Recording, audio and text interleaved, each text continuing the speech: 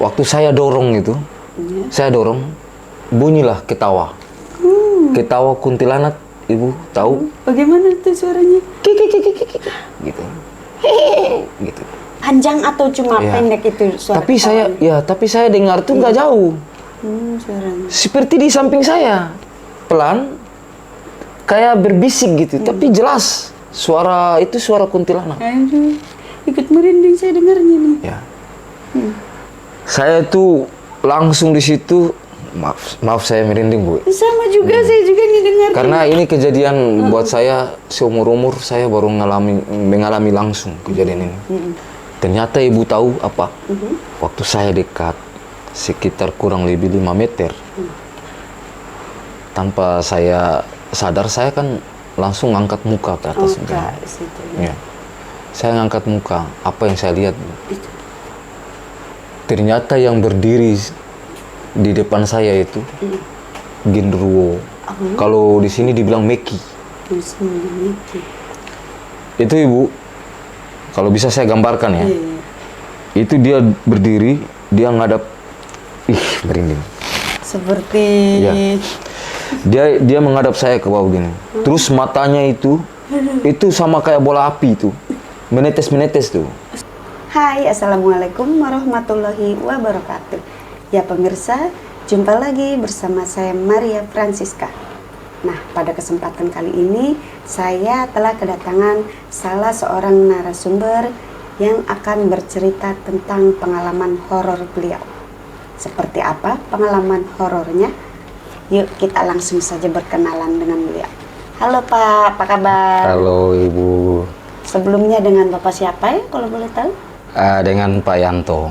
Dengan Pak Yanto. Aktivitas apa sekarang ini Pak? Untuk saat ini saya PNS di Pemda Pulau Morotai.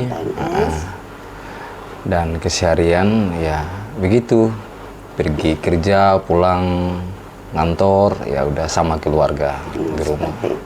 Nah, pengalaman horor apa nih yang akan berbagi cerita kepada pemirsa ini sekarang? Ya, saya punya pengalaman pribadi dan itu sampai saat ini sangat tersimpan di memori saya dan susah untuk saya lupakan. Itu sesuatu yang sangat wow lah. Pastinya kejadian yang sangat menyeramkan sekali. Ya, pasti. Itu pada saat itu kejadiannya tahun berapa dan juga bagaimana, boleh diceritakan? Ya baik. Oke. Assalamualaikum warahmatullahi wabarakatuh. Ini kejadian yang saya alami ini berawal di tahun 2003. 2003, sudah lama ya? Ya, sudah lumayan lama. Jadi berawal di saat itu saya pertama kali ke Morotai selaku bertugas selaku guru kontrak waktu itu. Masih kontrak. Ya, jadi ceritanya saya ini memang lahir di Morotai, cuman besar mulai dari kecil sampai saya dewasa sampai saya nikah itu saya di Ternate waktu itu. Jadi menikah, saya wisuda tahun 2001, kemudian menikah tahun 2002. Alhamdulillah punya 1 orang anak waktu itu. Dan di 2003, kemudian pemerintah Kabupaten Maluku Utara waktu itu lewat Dinas Pendidikan melaksanakan seleksi terbuka untuk guru kontrak. Saya coba ikut gitu. Saya coba ikut dan alhamdulillah saya lulus tes sebagai guru kontrak dan ditempatkan di Morotai waktu itu. Nah, tahun pertama saya ke Morotai itu sendiri. Jadi ceritanya iya masih sendiri, belum bawa anak istri. Tapi ada family di Morotai sini? Iya, benar sekali. Kebetulan kan ibu saya orang Morotai, asli Morotai. orang Wawama. Bapak saya orang Ternate Dufa-Dufa. Jadi sudah sering sih kalau misalkan dulu masih kecil atau masih sekolah gitu, kalau liburan saya sering ke sini. masih Di saat-saat liburan, iya, masih bolak-balik lihat kakek nenek. Kakek nenek waktu itu belum meninggal kan. Nah, jadi ceritanya waktu saya terima SK guru kontrak, saya langsung ke Morotai sendiri, belum bawa anak istri waktu itu. Nah, saya tinggalnya sama kakek nenek gitu.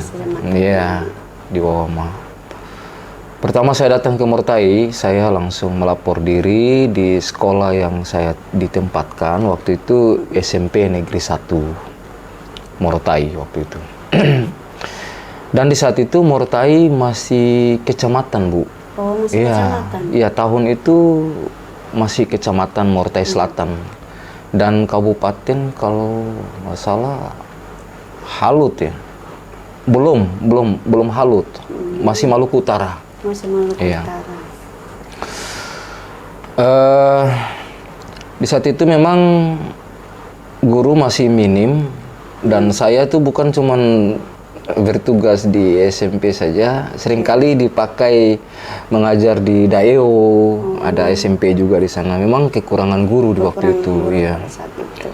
Jadi boleh dibilang saya banyak pengalaman di zaman itu mengajar sana sini untuk sedikit menambah penghasilan.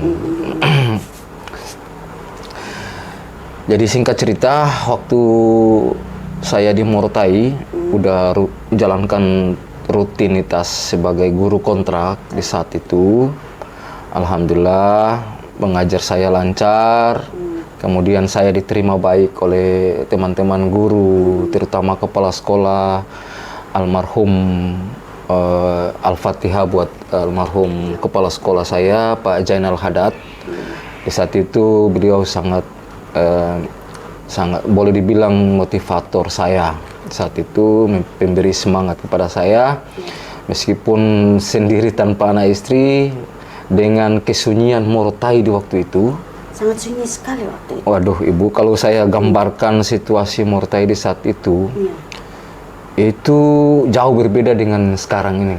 Itu kalau boleh tahu kurang lebih jumlah penduduknya berapa ya pada saat itu? Itu kurang, kalau bilang sepi banget. Karena di zaman itu Morotai itu apa ya, penerangan lampu jalan pun kalau malam itu nggak ada sama sekali. Masih belum ada. Masih nggak ada sama Jadi, sekali. sebelum ada lampu pakai apa? Untuk penerangannya Kita ini kalau mau jalan malam hari itu ya andalkan hanya penerangan motor aja gitu. Penerangan motor.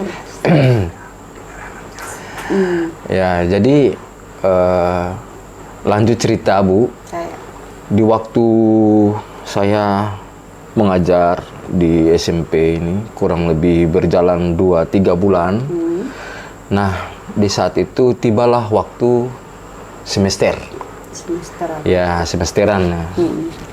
Semesteran kan di saat itu ada semester ganjil genapnya. Iya, ganjil genap. Jadi waktu semester itu, waktu pelaksanaan semester, kita rapat bersama Dewan Guru, dan alhamdulillah almarhum kepala sekolah saya bersama Dewan Guru memberikan kepercayaan kepada saya di saat itu selaku ketua panitia pelaksana ya semester. Jadi saya punya tanggung jawab ini, Bu. Ya.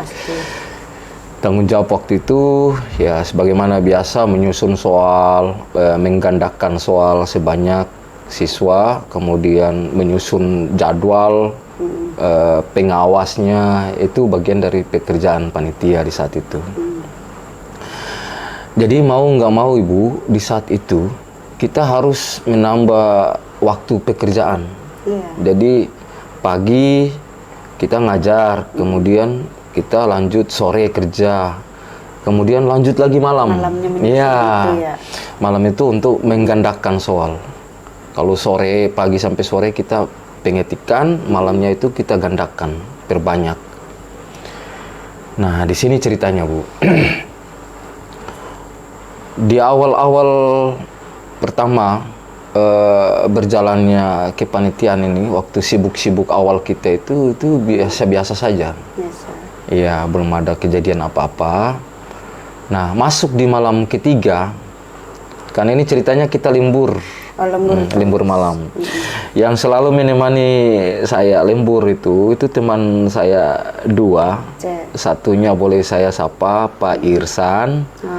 Halo, selamat malam Pak Irsan. Jika menonton channel ini, cerita ini mungkin memori kita kembali ke masa itu. Ya.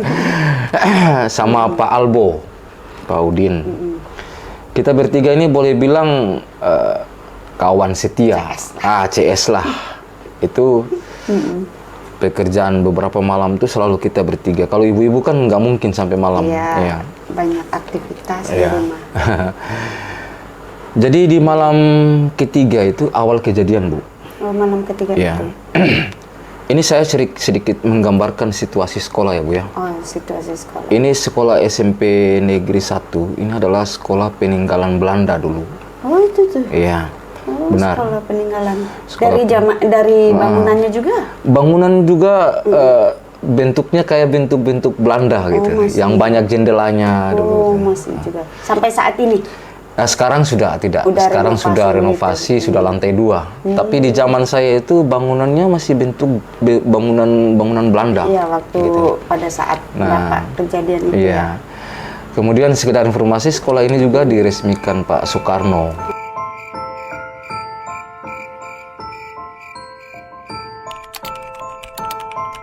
Langsung. Jadi di saat saya itu bangunan itu masih terjaga. Warisan budaya ya, warisan budaya satu-satunya peninggalan di saat itu di Morotai. Nah, kita bekerja itu di ruang kurikulum. Nah, di ruang kurikulum di sebelahnya kan ada ruang guru.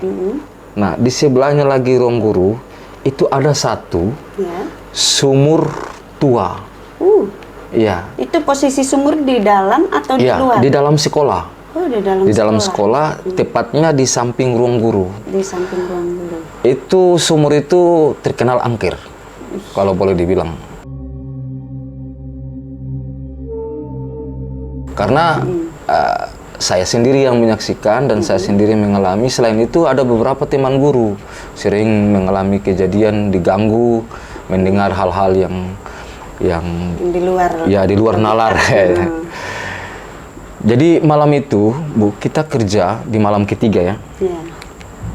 Itu awal mulanya kita bertiga ini. Nah, bersama teman kita Pak Irsan dengan Pak Albo tadi yang saya sebut. Di awal-awal kita kerja santai gitu. Tiba-tiba itu terdengar bunyi orang jalan. Ya. Jalan di emperan kelas ya. Di depan ruang guru itu seperti bunyi sepatu.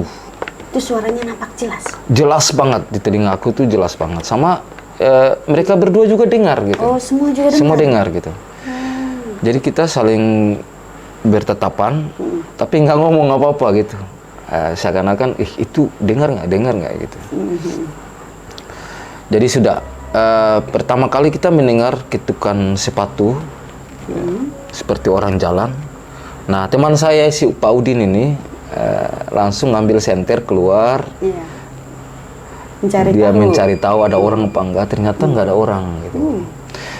Tapi sompralnya teman saya ini dia sedikit ya berani dan memang dia sengaja untuk membuat kita berdua takut sama Pak Irsan nih. Dia sama, kalian berdua itu takut saja, sini tidak ada apa-apa gitu. Kalau ada sini kita ngopi bareng-bareng. Itu bahasa dia kayak begitu-begitu gitu. Kayak punya nyali itu ya. Selain itu menantang ya. Kalau orang di sini bilang kan pamali juga kalau menantang makhluk halus seperti itu. Akhirnya setelah beberapa menit kemudian, nggak lama kemudian kita dengar lagi, Bu. Itu di sumur itu. Itu pertama kali saya dengar itu merinding aku.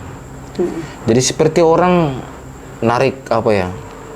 Narik katrolnya. Iya, katrolnya bunyi. Jadi katrolnya bunyi.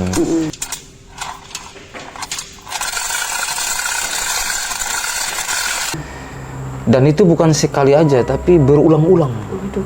Padahal itu kisaran udah jam 10. Jam 10, padahal masih sore itu Ya, terbilang. kalau di jam 10 di saat itu tuh udah termasuk Oh. di Mortai itu sepi banget Oh iya, di sana. di zaman itu ya.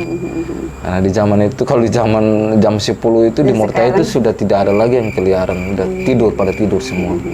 Kecuali 1-2 motor, 1-2 orang yang melakukan aktivitas. Itu Bu, itu ditarik tuh, katrolnya ditarik seperti orang lagi nimba air.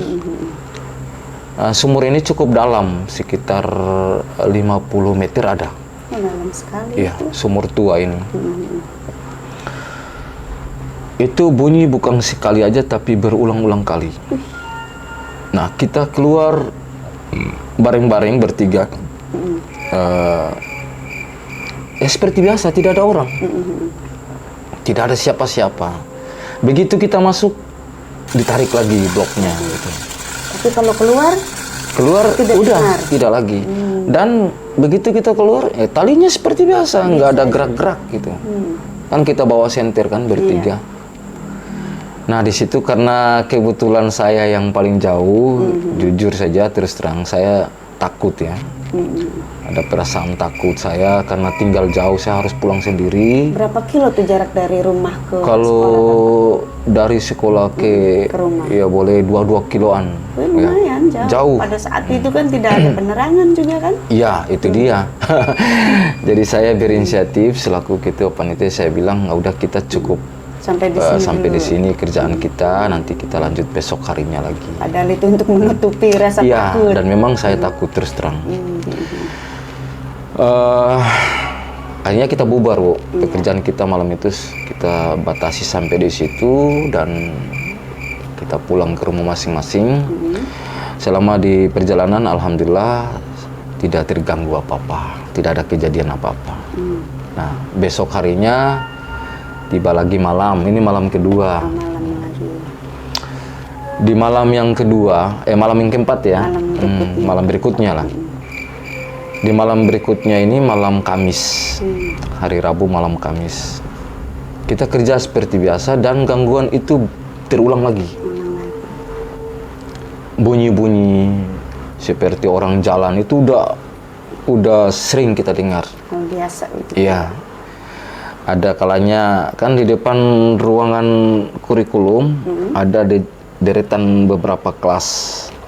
Itu kedengaran juga ada bunyi kayak orang geser-geser meja kursi gitu.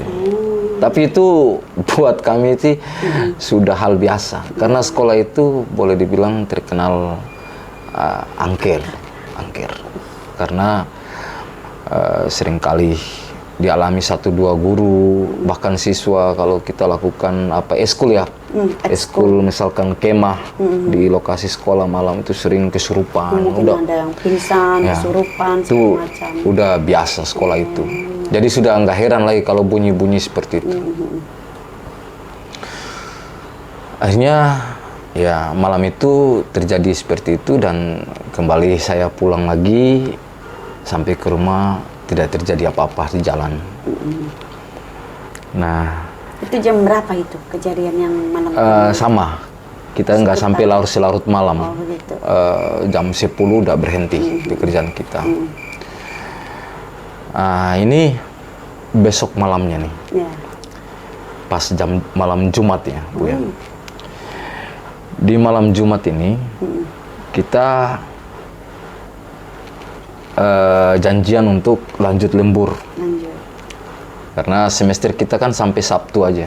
Oh, begitu. Ya, sampai Sabtu. Dulu sekolahnya kan sampai Sabtu, hari Sabtu. Kalau sekarang kan cuma Jumat. Cuma Jumat. Sabtu udah libur. Tapi kalau dulu kan sampai hari Sabtu. Di hari Kamis itu kita janjian untuk datang lebih awal supaya biar tidak terlalu malam. Menghindari hal-hal itu juga.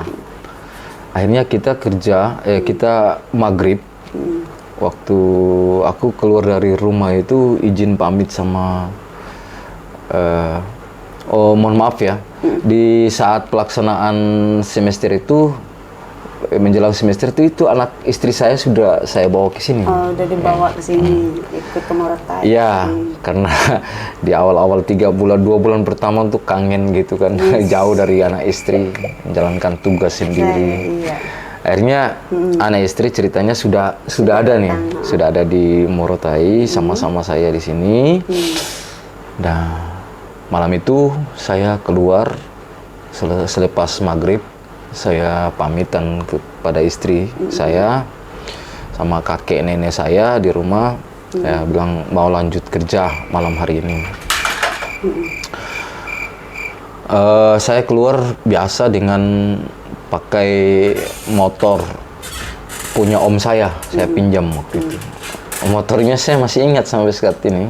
Merek apa tuh zaman waktu itu? Motor itu motor Sigma.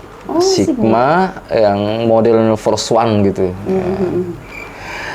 Jadi motor masih pakai apa ya, Fresnel ini gigi. Fresnel. Saya pinjam, ya udah dikasih. Akhirnya saya berangkatlah. Cerita singkat, saya berangkat ke sekolah. Setelah lepas maghrib, saya mulai keluar dari rumah. Sesampainya di sekolah udah ada teman dua saya itu yang sekawan itu. Udah datang. Ini kita lanjut kerja. Tapi di malam ini kejadian berupa gangguan-gangguan yang sering kita dengar malam-malam sebelumnya tidak terjadi. Malah tenang situasi saat itu, malah senyap, aman. Akhirnya membuat kita lega, semakin asik mungkin ya.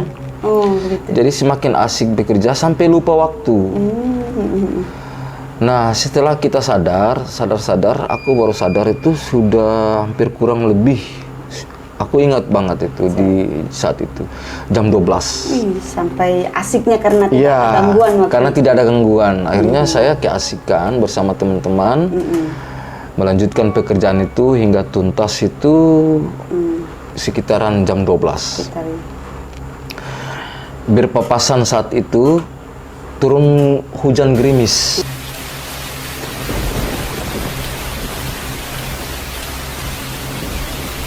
Akhirnya aku belum bisa langsung pulang, menunggu hujan reda dulu.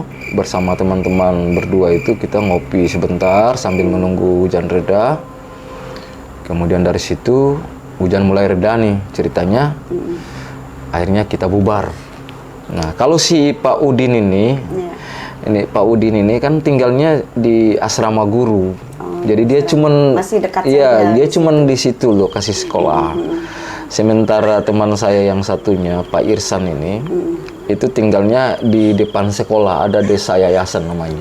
Desa Nah, yayasan. jadi tinggal Nggak begitu jauh tinggal sebentar ke sana udah nyampe. Nah, sementara aku harus pulang sekitaran 2 kiloan ke Wawama gitu. Di jam itu, Bu, di jam 12 kurang lebih, hampir setengah 1, dengan situasi Morotai di saat itu yang tidak ada penerangan jalan sama sekali. Nah, kebayang bagaimana gelap gulita gitu ya. Memang gelap. Situasi saat itu di jalanan di jam segitu itu jarang sekali kita lihat motor yang berpapasan dengan kita ataupun mobil. Jarang. Dan benar-benar sepi, senyap, dan gelap. Tidak ada itu penerangan jalan yang saat ini kita lihat. Belum ada sama sekali, Bu. Terus masih boleh dibilang masih kurang rumah. Dulu kalau di daerah Pangkalan Lanut Morotai sampai gunung, turunan masuk ke Wawama itu hutan, Bu. Masih berupa hutan. Ya, hutan. Masih banyak hutan-hutan rimbun, kemudian ya sekitaran situ hanya pohon-pohon kelapa. Jadi singkat cerita, Bu, saya itu keluar dari sekolah di jam 12 lebih, ya hampir setengah 1, saya mulai naik motor. Saya jalan pelan-pelan, arah pulang nih, Bu. Karena teman saya udah pada pulang ke rumahnya masing-masing, saya mulai jalan. Selama perjalanan saya melintasi desa Olese itu, desa Darami itu masih biasa-biasa aja. Masih normal motor saya. Tiba-tiba waktu pas saya nyampe di depan lapangan tenisnya Lanut, di samping TK itu. Oh iya, ya. TK. Sekarang masih di situ juga Iya. kan? Sekarang kan masih ada tuh Masih TK ada. sama lapangan tenis. Berarti itu dari dulu memang ya? Ya memang itu sudah dari dulu ada lapangan tenis itu. Iya. Nah saya sampai di lapangan tenis itu, tiba-tiba motor saya mati, mogok. Oh, mati. Nah, di saat itu saya masih berpikir positif, mungkin bensin saya habis. Nah saya ingat kalau ada pas di Tekungan, di depan Pangkalan Lanut ada satu situ, Ibu Haja, almarhum juga, beliau tuh jualan bensin juga. Jual bensin. Jadi sekitaran 50 meter lah dari ya lapangan tenis, saya dorong tuh motor. Tapi Bapak tidak mengecek dulu apakah itu bensinnya ada atau Nah tidak? itu dia, saya tidak sampai kepikiran untuk buka tuh, Untuk ngecek lah. iya gitu. untuk ngecek langsung tuh. Saya yakin aja kalau minyak ini kering. Kosong karena memang tiba-tiba mati. Iya gitu. benar. Ya udah, akhirnya saya berinisiatif untuk mendorong motor ke tempat rumahnya Ibu Haja yang jual bensin. jualan. Ternyata ya jam segitu, udah jam segitu udah pasti tidur kan. Pasti dong semua orang. Ya, dan saya tidak berani untuk membangunkan karena Ibu Haja ini suaminya tentara gitu. Jangan sampai nanti ketok-ketok Iya. yang dibuka. Nanti merasa terganggu atau gimana, apalagi jam segitu. Nah, sampai di situ saya terus berpikir ada satu lagi. Oh iya. Ada satu lagi penjual bensin, tapi jauh, sekitar 1 kilo. Tapi turunan. Turunan gunung dulu, Iya. kemudian di ujung belokan, di depan Mes Prigondani, dulu ada Mes Prigondani. Oh dulu tuh. Nah, setelah Trikora ini dibangun, baru Mes Prigondani itu digusur. Tapi dulu itu sebelum Trikora, Trikora. patung ini ada, itu ada satu mes. Oh iya. Ya, mes itu cukup terang untuk membantu penerangan di sekitar jalan.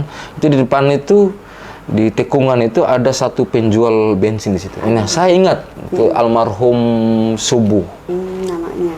Iya, si bapak itu sudah meninggal juga. Akhirnya saya lanjut dorong, Bu. Iya. Nah, motor saya lanjut dorong sampai saya berhenti di depan pos Provos Lanut saat itu.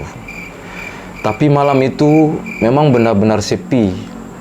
Jadi orang yang biasa Provos yang sering jaga Itu pun tidak ada. Tidak ada. Gitu. Tidak ada tentara yang jaga di situ. Jadi benar-benar saya sendiri saat itu. memang apes atau bagaimana itu? Ya memang itu sialnya aku malam itu. Iya. Bertepatan dengan malam Jumat juga. Itu. Gitu. Nah, sesampainya di situ, saya belum berani untuk lanjut perjalanan karena saya lihat turunannya itu terlalu gelap. Terlalu gelap dan memang kalau untuk saya seorang diri, saya tidak berani jangan sampai saya salah jalur gitu. Akhirnya masuk jurang atau. Oh, jadi sebelah sisinya Itu memang di situ itu tepi-tepinya itu semua jurang tapi nggak terlalu dalam. nggak terlalu Gitu. dalam, tapi tidak ada pembatas, Iya. jadi takut salah begitu Ya, kan? terus jalan tidak selebar ini. Dulu ya jalan di zaman itu tuh agak kecil, sempit, kemudian tidak terlalu mulus. Iya, iya, iya. Saya takut jangan sampai meluncur, saya terus terpleset jatuh. Itu. Iya. Akhirnya saya berdiam diri di atas gunung.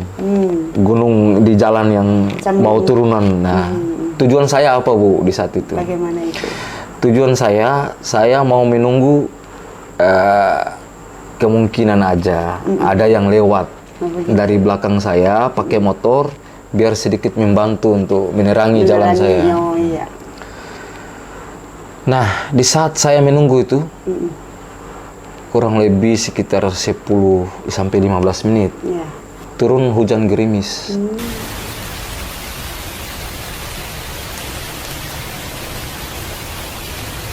Tapi pada saat itu belum. Belum. Di saat turun. saya jalan sampai saya sampai di situ itu belum turun hujan turun gerimis, hujan. ya, belum turun gerimis. Di saat saya lagi menunggu itu tiba-tiba gerimis turun. Di saat gerimis turun itu, di sini awal kejadiannya. Seperti itu. Ya. Tunggu dulu Pak. Ya. Bisa dijeda dulu silakan. Oh ya, terima kasih. Biar tidak tegang. Soalnya tegang sekali nih. Soalnya di sini dia kejadiannya seperti itu kan. Jadi kalau pemirsa ada yang masih ingat di zaman saat itu Morotai di gunung itu pasti tahu. Pasti paham. Ya, kalau gunung yang sekarang Bu itu sudah digusur, sudah sedikit rendah. Tapi gunung yang saya ceritakan di masa itu agak tinggi. Itu gunung. Agak tinggi ya. Turunan jalan itu agak tinggi. Saya tuh di atas ini Bu. Jadi boleh dibilang puncak. Ya di gunung itu di puncaknya ini jalanan turunan. Ini saya belum berani turun, saya masih di atas ini. Itu Bu, kejadian malam itu pertama kali saya alami. Itu tiba-tiba terjadi pusaran angin. Iya. Pusaran angin. Tiba-tiba aja datang. Itu berputar di atas kepala saya.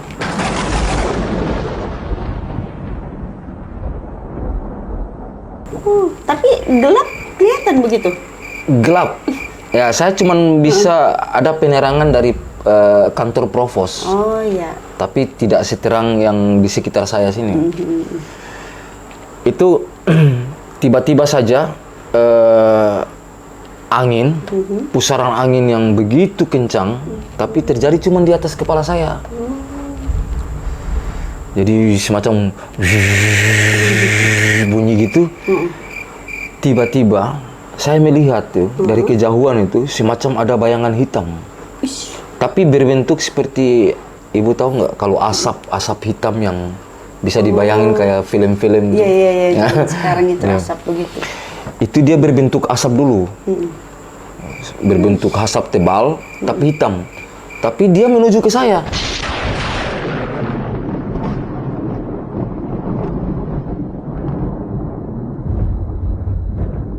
Jadi saya ini berpikir ini pasti apa ya, kelelawar ya.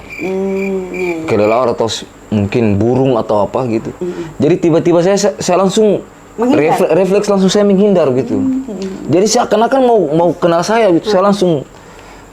Saya langsung merunduk. Dan tiba-tiba itu bayangan itu langsung hilang. Hilang, tapi itu pusaran angin masih sekitar saya tuh, cuman berputar di atas saya gitu. Cerita itu saya merinding. Jadi di saat itu satu yang saya paling aneh, kenapa kok di pohon-pohon dedaunan yang lainnya nggak bergoyang? Padahal angin begitu kencang, tapi kenapa cuma di sekitar ini? Di sekitar sendiri saja. Sementara yang di jauh-jauh yang saya sempat pandangi di sekitar provos itu nggak ada angin sama sekali, dia tenang gitu, senyap. Sambil saya berpikir, tapi saya kok belum berpikir ke arah itu. Masih positif saja. Masih positif bahwa tadi itu kelelawar atau apa burung atau apa ya. Akhirnya di dalam saya menanti itu tiba-tiba ada bunyi motor. Dari belakang saya, dari arah belakang saya. Rupanya itu motor GL Pro di zaman itu ada dua pemuda berboncengan, saya masih ingat. Dan mereka itu kebetulan dari arah belakang saya. Dan saya bilang dalam hati saya, wah ini udah saatnya nih, udah saatnya saya meluncur gitu. Dengan harapan biar mereka kasih bisa membantu penerangan gitu.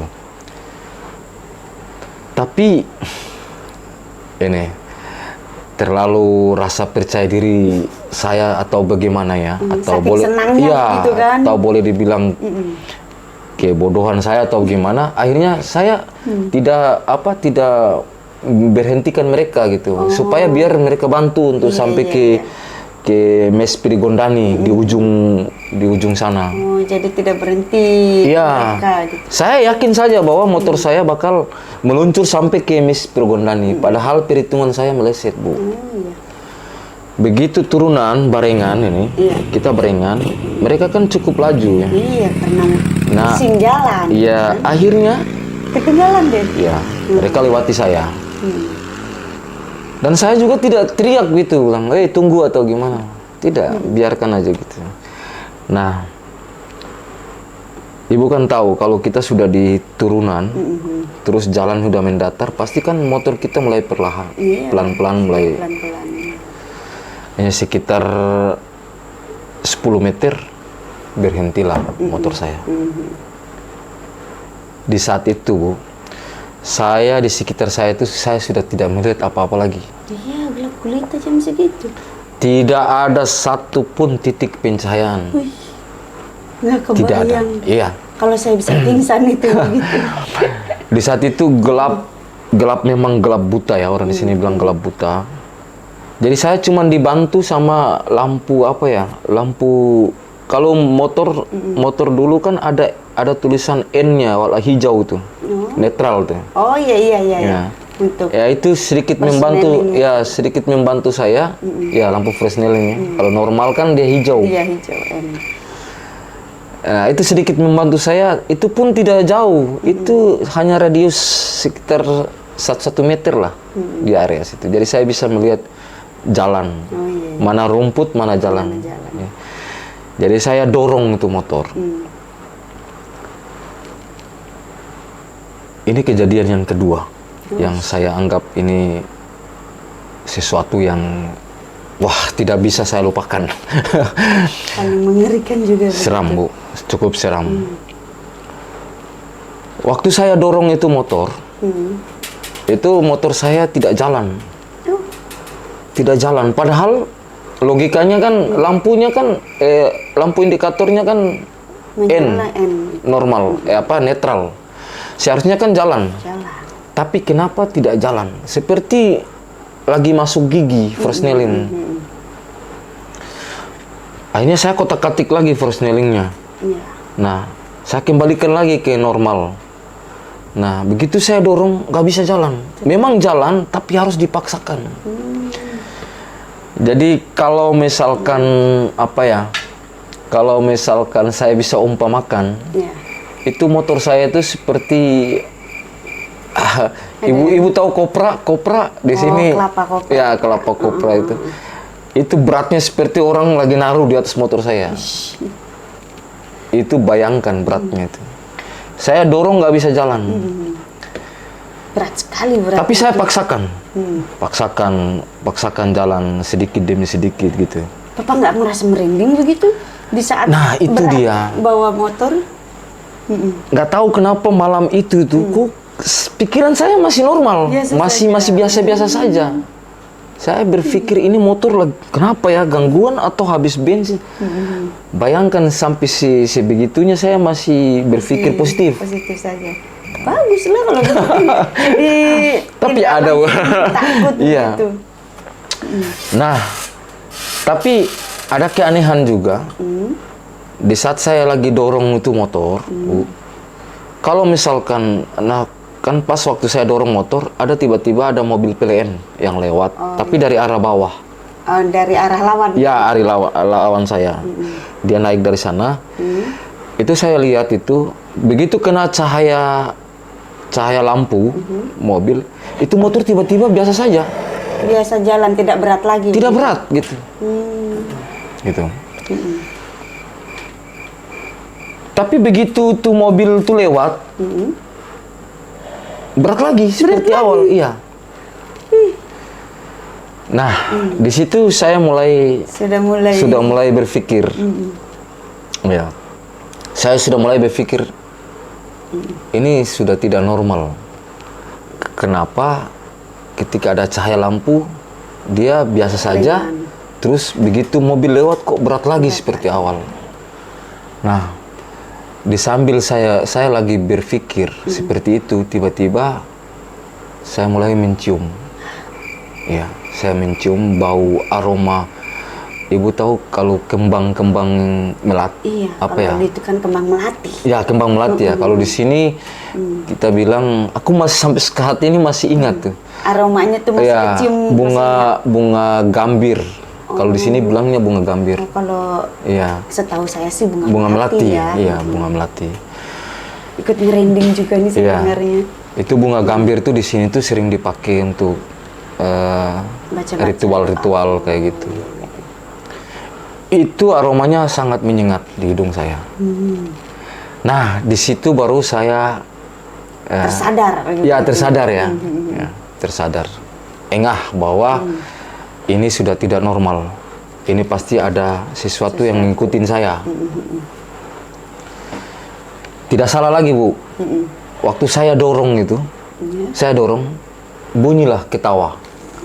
Ketawa kuntilanak, Ibu tahu? Bagaimana tuh suaranya? Gitu. Gitu. Panjang atau cuma Iya. pendek itu suara? Tapi saya dengar tuh nggak jauh. Suaranya. Seperti di samping saya. Pelan, kayak berbisik gitu, tapi jelas. Suara itu suara kuntilanak. Aduh, ikut merinding saya dengarnya nih. Ya. Saya tuh langsung di situ, maaf saya merinding, Bu. Sama juga, saya juga nih dengar. Karena ini kejadian buat saya seumur-umur saya baru mengalami langsung kejadian ini. Di situasi saat itu yang tidak ada penerangan, ya, jalanan gelap, situasi lagi hujan gerimis, terus tiba-tiba saya mencium bau aroma kembang melati seperti itu, baru tidak lama kemudian ada ketawa kuntilanak, suara itu. Dan ketawa itu nggak sekali dua kali, berulang-ulang. Tapi di saat saya langsung ingat, saya ya semampu saya baca doa yang ya ayat kursi, ayat-ayat pendek, kul huwallah dan apa sebagainya yang saya bisa tahu ya saya mungkin baca. Nah, di saat saya lagi baca kayak gitu, ringan motor saya gitu. Sudah nggak ada ketawa. Tapi kalau di saat saya tidak baca. lagi istirahat tidak membaca, bunyi lagi ketawa itu keluar. Ikut Saya merinding, Bu. Sama saya juga nih. Jadi ikut merasakan, tidak terbayang bagaimana langsung Jadi, kejadian. Di saat itu tuh saya cuman astagfirullahaladzim, la ilaha illallah. Saya langsung disambil saya baca-baca, saya langsung kalau di sini dibilang apa ya, basiloloa, izin. Oh, Saya iya. mengucap saja, saya pokoknya seperti ngomong Orang sendiri. ngoceh-ngoceh sendiri Iya, aja, tapi saya dengan bilang, bahasa iya. sendiri seperti itu. Saya bilang gini, Bu, tolong jangan ganggu saya. Oh, gitu. Saya ini di sini itu saya kerja, Iya. saya cari nafkah, dan kalau misalkan mau ikut saya, temani saya sampai di rumah, jangan buat saya sampai celaka gitu. Boleh temani saya tapi baik-baik. Saya ngomong sampai ngomong begitu. Ngomong sendiri ya. Iya, saya ngomong sendiri. Dan alhamdulillah mungkin karena saya ngomong begitu, akhirnya sampailah saya dorong pelan-pelan, sudah nggak berat seberat Rasa yang mendingan lah begitu. Iya, memang agak berat tapi nggak seberat yang Mendingan, seperti iya. pertama. Sampailah saya di Mes Prigondani. Ini Mes Prigondani ini Mes TNI Angkatan Udara yang dulunya ada di pinggir jalan, pas mau belokan. Iya. Itu sedikit terang di situ. Iya. Karena penerangan lampu, ada lampu jalan yang dipasang. Nah, saya sampai di situ, terus saya berbelok, itu udah ringan motor saya. Iya. Saya udah ringan motor saya, sampailah saya di almarhum Pak Subuh yang saya sebut Ya, tadi kios itu. itu, Iya, ya. kios gitu. Saya sampai di situ, udah nggak usah cerita lagi, pokoknya baju saya ini udah basah. Keringat jagung itu pasti. Udah. Mana saya udah dorong motor berat kayak Tenaga begitu, juga belum lagi rasa takut saya bercampur ya. Yang akhirnya sampai di situ saya standar motor saya. tujuan saya mau beli minyak, mau beli bensin, Beli bensin ya, di kios. di kios itu. Dan memang waktu saya lihat ke dalam rumahnya ada cahaya televisi. Oh, berarti orangnya Nah, tidur, berarti kan gitu saya yakin masih ada beliau nih, almarhum. Saya langsung ke pintu rumahnya, saya ketok-ketok, "Assalamualaikum, Iya. Pak." "Assalamualaikum." Nggak lama kemudian dia balas, Oh, "Waalaikumsalam." "Siapa ya?" Nah, kata dia gitu. iya, iya. Terus aku ngomong, aku bilang, "Saya Pak Guru, Pak Guru Yanto," gitu. "Oh, mau bagi apa?" Almarhum mungkin sudah kenal dengan Ya, Papa, sudah gitu kenal ya. kan, ya. Saya ini kan nggak, Makanya dia orang bukakan pintu. ngomong nggak banyak guru Oh, di saat gitu. itu. Iya, iya. Ya, mau bagi apa? Mau bagi apa itu maksudnya mau kenapa gitu. Saya bilang mau beli bensin. Beli bensin. Akhirnya beliau lama kemudian saya dengar bunyi pintu. Buka pintu. Ya. Nah, di sini kejadiannya lucunya ya, kejadian sedikit lucu sih. Beliau tuh waktu pas buka pintu,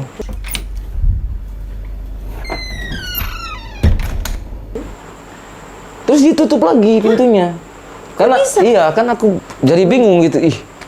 Saya bilang, Om, saya mau beli, saya ulang lagi, Om, saya mau beli bensin asal satu aja, satu botol aja, 1 liter. Nah, akhirnya dibuka lagi. Itu tanpa berkata apa-apa, langsung Tanpa tutup berkata saja. apa-apa. Padahal tadinya udah dibuka. Nah, dibuka, Langsung ditutup. tutup saja. Tapi tutupnya dia bukan biasa, tapi kayak Keras. gitu. keras, kaget gitu. Prak, gitu. Aku kan bertanya-tanya tuh, Iya, iya. kenapa? Akhirnya aku ulang lagi, Om, saya beli salah 1 liter. Nah, akhirnya dibuka lagi nih ceritanya. Dibuka lagi. Tapi yang keluar tangannya saja sama itu apa? Astaga, jadi tangannya saja melalui Iya, pintu sama itu apa galon apa nih botol ya? Botol bensin itu. Sama 1 botol bensin. Terus dia langsung bilang, kalau sudah taruh saja botolnya di luar. Terus ditutup lagi. Tutup lagi.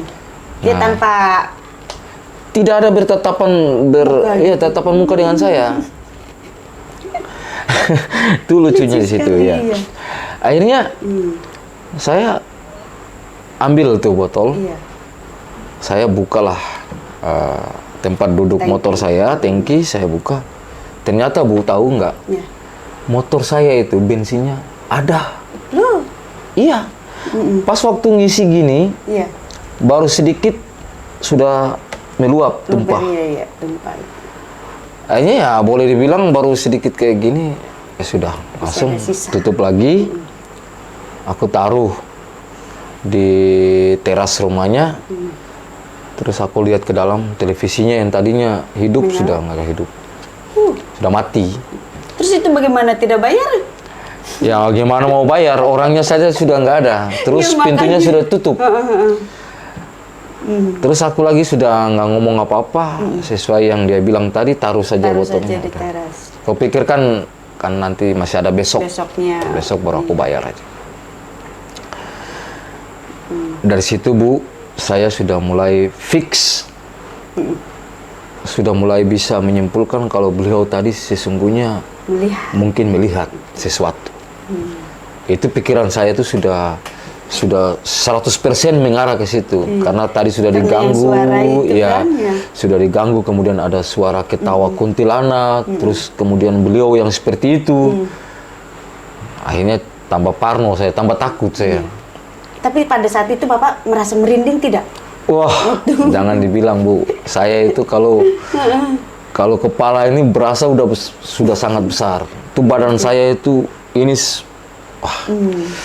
Saya terus naik motor nih ceritanya. Waktu selesai ngisi bensin, Iya. saya naik motor, saya ngomong lagi sendiri. Pakai bahasa sendiri. Iya, saya ngomong lagi seakan-akan saya ngomong sama seseorang yang ngikutin saya itu. Saya bilang, jangan ganggu saya lagi. Cukup sampai di sini saja. Ini saya mau pulang. Anak istri saya sudah tunggu di rumah. Alhamdulillah, waktu saya start motor, sekali aja langsung nyala. Langsung hidup. Ya, saya ini anggap ini sudah selesai. Sudah selesai. Sudah selesai, tidak ada lagi gangguan nih ceritanya. Padahal ternyata apa, Bu? Ini kejadian lagi di depan saya nih. Lanjut lagi. Jadi waktu saya jalan itu motor, itu sekitar 20 meter dari kejauhan itu.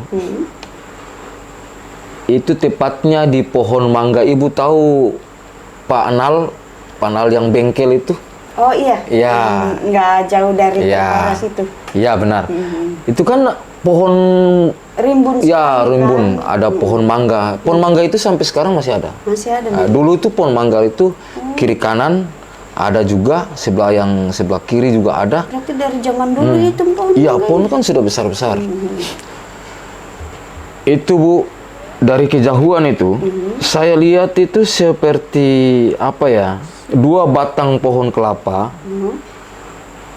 di pinggir-pinggir jalan tuh. Tapi perasaan saya, kalau siang nggak ada batang pohon kelapa.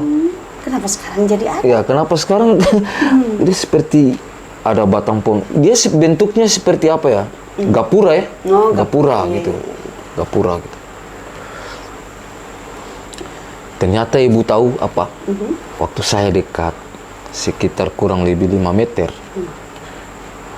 Tanpa saya sadar, saya kan langsung ngangkat muka ke atas. Situ. Ya. Saya ngangkat muka. Apa yang saya lihat? Itu. Ternyata yang berdiri di depan saya itu genderuwo. Kalau di sini dibilang meki. Itu, Ibu, kalau bisa saya gambarkan ya. Itu dia berdiri, dia ngadap, merinding. Seperti Dia menghadap saya ke bawah gini. Terus matanya itu sama kayak bola api itu. Menetes-menetes tuh. Menetes-menetes gitu. Jadi Ibu itu ternyata yang saya lihat bentuk seperti pohon kelapa tadi. Itu kakinya. Oh, kaki. Kaki. Kan waktu saya lewat itu di bawah kolong kakinya itu selangkangannya dia itu. Iya. Itu saya sempat melihat itu kakinya itu berbulu-bulu, Bu. Jadi kalau merinding lagi, Bu. Jadi itu kalau kita bayangkan kayak seperti apa ya, King Kong ya. Iya. Ada bulu-bulunya seperti itu. Bayangkan, Bu, itu baru yang saya lihat, itu baru kakinya. Ternyata tuh kepalanya tuh di atas. Itu pohon mangga lewat. Pastinya. Lewat tingginya itu. Genderuwo itu memang tinggi besar. Ketakutan saya itu tiba-tiba datang, muncul tuh. Saya teriak, Masya Allah. Allahu Akbar, la ilaha illallah. Karena keseringan diganggu Nggak. dari pertama Ya. begitu kan. Tapi di awal-awal saya tidak setakut itu. Tiba-tiba saya lihat itu. Mungkin karena yang waktu di gunung tadi, saya tidak melihat sosok ya. Tidak melihat, cuma Bau, aroma saya cium bunga melati, sama apa? cuma suara dengar saja, dengar begitu. ketawa kuntilanak itu, tapi Sosoknya tidak melihat. lihat. Tapi yang saya tiba-tiba saya perasa takut dia muncul itu tiba-tiba itu waktu kejadiannya waktu di pohon mangga itu. Karena melihat Karena saya melihat langsung. Itu saya ngangkat muka begini, saya lihat itu dia ngadap. seperti Terus Ibu tahu kenapa tuh langsung tiba-tiba gas motor saya itu saya langsung remas gas saya. Allahu Akbar, la ilaha illallah. Itu saya tancap gas. Yang saya bayangkan di dalam pikiran saya, andai kata kalau tangannya dia itu mencengkeram. ya pegang itu saya dari batang leher terus dibanting. Saya cuma bayangkan itu, makanya tiba-tiba saya remas gas. Itu tujuannya saya itu cepat menghindar dari situ, dari dia itu. Itu di belakang saya itu berasa kayak berat sekali gitu. berat dan apa itu kepala saya seakan-akan tuh yang bayangkan tangan dia lagi kejar saya mau nangkap begini. Itu sepanjang jalan saya teriak, Bu. sampai masuk kampung itu ada sebagian yang belum tidur itu pada keluar. Karena saking kerasnya Iya, itu karena teriak. saya teriak itu mereka pada keluar di jalan. Iya, ada apa? Tapi alhamdulillah saya masih kontrol, Bu. Iya. Andai kata kalau malam itu kalau saya tidak kontrol, bisa jadi saya celaka. Nah itu kan. Karena motor saya habis gas, saya remas gas itu, Sampai full begitu. habis sambil, saya teriak, wah. Untung juga pada saat itu tidak ada dari arah lawan begitu. Ya, memang sepi di Morotai di zaman itu, di saat-saat itu jam-jam segitu, apalagi udah sekitar hampir jam 1 lewat lah saya di situ. Jadi seumur-umur Ibu, saya baru lihat yang orang bilang meki, genderuwo itu seperti itu. Kalau di sini dibilang meki, Bu. Kalau di sini bilang meki. Itu genderuwo itu rupa dan bentuknya itu saya baru nampak seperti itu. Mudah-mudahan jangan lagi sakitin. Nah, terus lanjut cerita, Bu, singkat cerita, saya tibalah di rumah. Iya. Saya tiba di rumah, ternyata mungkin ya kontak batin anak sama saya, ya, anak saya kan masih kecil nih. Itu Umur berapa waktu itu ya? waktu itu baru sekitar 7-8 bulan, belum masih- sampai setahun. masih Ya. bayi. Dia tuh nggak bisa tidur sampai sejam itu. Akhirnya mungkin karena nggak bisa tidur, akhirnya kumpul ya. Ada tante saya, nenek, kakek semua pada bangun. Yang dekat-dekat rumah situ juga pada datang tuh lihat anak saya kenapa nggak bisa tidur gitu. Tahu bapak Iya. lagi diganggu ternyata. Ya, sambil hitung-hitung sambil menunggu saya pulang. Iya. Nah, ini kejadian waktu saya sampai di rumah. Ini kan ada satu mama tua, Ua ya. Ua saya itu bisa dibilang paranormal ya, bisa tahu, bisa lihat ngerti ya. hal Ya, begitu bisa ngerti ya. hal-hal yang begitu. Jadi yang buka pintu pertama itu Ua saya itu. Jadi Ua saya itu waktu pertama kali buka pintu saya itu Sudah. Ibu tahu apa yang dia bilang tuh? Dia bilang gini sama saya, astagfirullahaladzim, kamu jangan dulu masuk. Iya. Tuh bahasa dia kayak gitu ke aku. Tapi aku udah sadar sudah, apalagi ini. Dalam hati saya itu, apalagi ini yang dilihat nih. Kamu jangan dulu masuk. Akhirnya ke belakang, Ua saya ke belakang dan kembali bawa satu gayun ya. Kain. Nah, satu gayun air dikasih ke saya untuk saya. Cuci muka. Iya. Kalau orang tua di sini kan bilang sebelum pulang dari Jauh atau malam. apa, ya jangan dulu cepat-cepat masuk rumah. Iya, apalagi kan ada bayi kan Iya. dalam rumahnya. Aku dikasih air dengan sudah dikasih doa-doa, mungkin udah Bismillah, aku sapu muka, badan aku semua, aku sapu. Sekitar 2 menit kemudian baru disuruh saya masuk. Nah, di sini baru aku tahu, karena Ua saya cerita kan. Awalnya dia bertanya ke saya, kamu tadi di jalan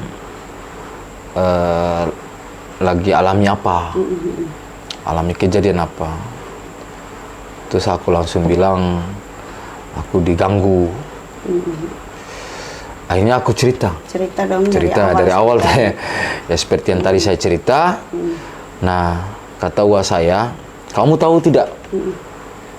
Tadi waktu di depan pintu, kenapa Ua bilang kamu jangan dulu masuk?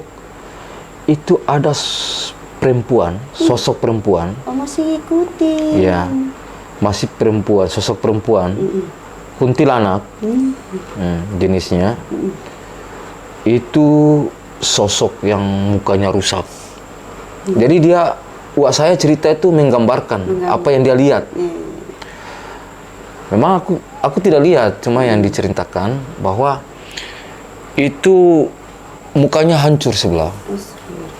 Terus itu biji matanya itu keluar satu, sama ini semua berdarah. Astagfirullah. rambutnya acak-acakan, kemudian pakai gaun putih lusuh. Tuh.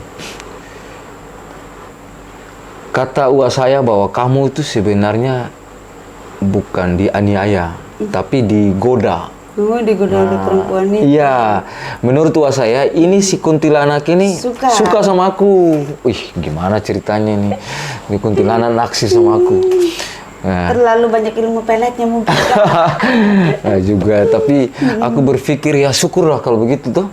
Karena menurut gua kalau misalkan kamu tadi kalau misalkan dianiaya atau mau dibuat celaka, kamu udah celaka waktu di gunung tadi. Waktu di sana kamu sudah tidak pulang sampai di rumah. Kamu tuh digoda. Kenapa waktu kamu dorong motor berasa berat, itu dia naik godain kamu di belakang.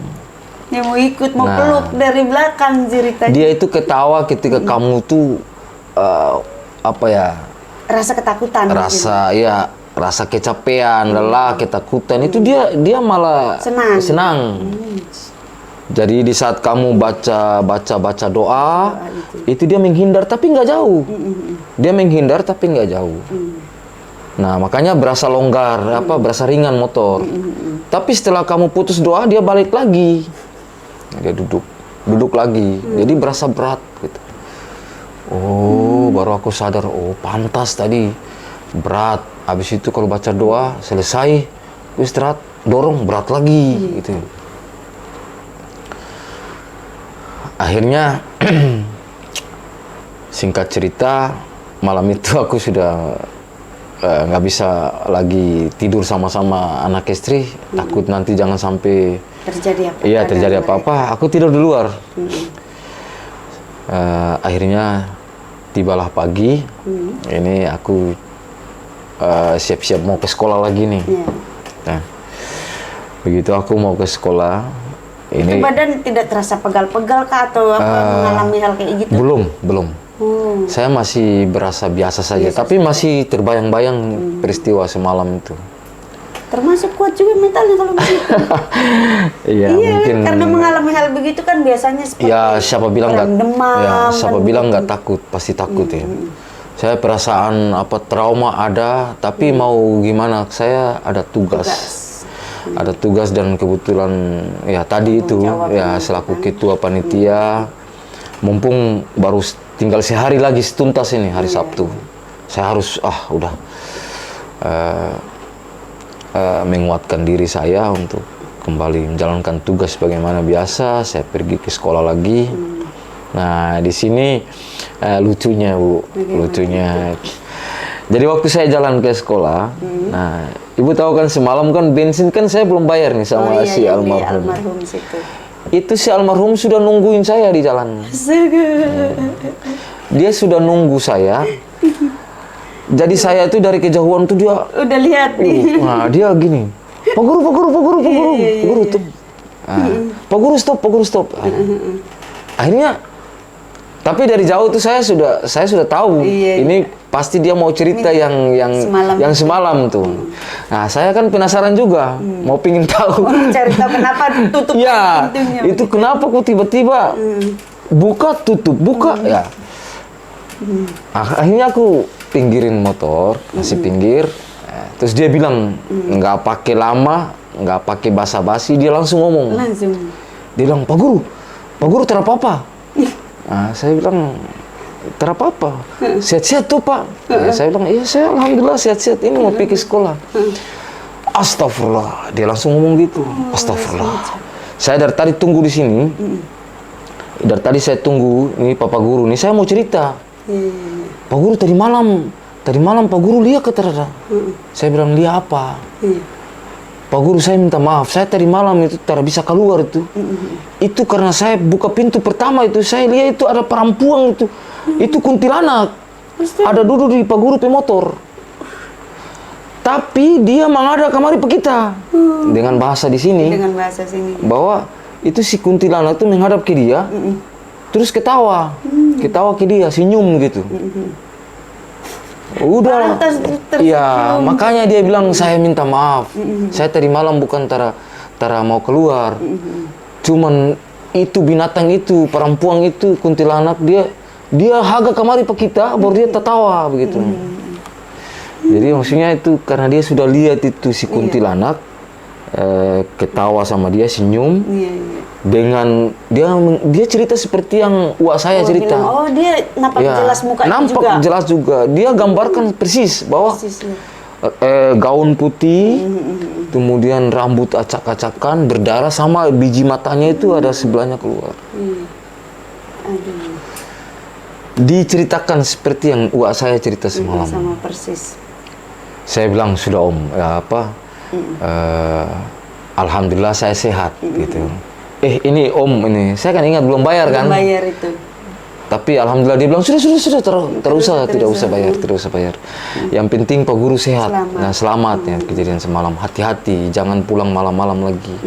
Dia bilang di gunung situ hati-hati. Di situ sarangnya. Di situ itu banyak orang sudah ketemu ya. Ketemu dengan ya makhluk-makhluk seperti itu. Mungkin karena Bapak pendatang juga. Iya. Kan jadi belum memang sebelum saya mengalami sendiri, saya pernah dengar banyak cerita. Iya, orang-orang di sini juga banyak yang cerita bahwa banyak kejadian yang dialami di gunung itu, Nah, dulu banyak orang yang celaka gitu. Ya, akhirnya ya lucu tapi merinding, tapi terbawa trauma juga, Bu. Iya, pasti itu. Ya, akhirnya saya ke sekolah, saya cerita ke teman dua itu, akhirnya kita sudah tidak lagi untuk balik malam, lembur malam. Untuk lembur. Tapi Ibu, waktu saya pulang sekolah baru yang tadi Ibu bilang kenapa nggak demam, saya demam.